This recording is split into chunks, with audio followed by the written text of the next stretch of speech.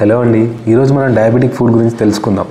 So sugar ఎక్కువ కాలం పాటు ఉన్న వాళ్ళల్లో ఏమవుతుందంటే కాళ్ళలో స్పర్శ తగ్గిపోవడము, రక్త సరఫరా ఆగిపోవడము, అలాగే చర్మం డ్రై కావడము జరుగుతూ ఉంటుంది.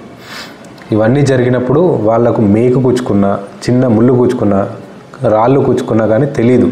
అలా తెలియకుండా 3-4 రోజుల పాటు అలానే నడుస్తూ ఉంటారు. సో అప్పుడు ఏమవుతుందంటే వాళ్ళ కాళ్ళలో ఇన్ఫెక్షన్ తయారయ్యి అది పైకి స్ప్రెడ్ అవుతూ ఉంటుంది.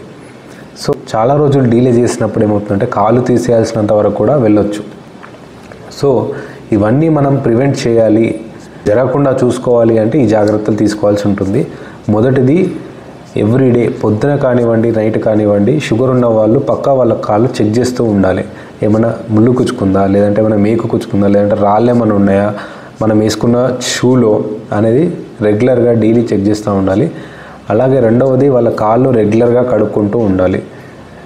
కడుక్కున్న తర్వాత మాయిశ్చరైజర్ అప్లై చేసుకోవాలి, ఎందుకంటే చర్మం పొడిగా అంటే డ్రైగా ఉండొద్దు. మూడవది, షుగర్ అనేది కంట్రోల్లో ఉండాలి డైలీ. సో మనకు చిన్న ఇన్ఫెక్షన్ వచ్చినా కానీ మన బాడీ తట్టుకోకుండా అవుతుంది. మనకు చిన్న గాయమైనా కానీ వెంటనే డాక్టర్ని కన్సల్ట్ కావడం చాలా ముఖ్యం.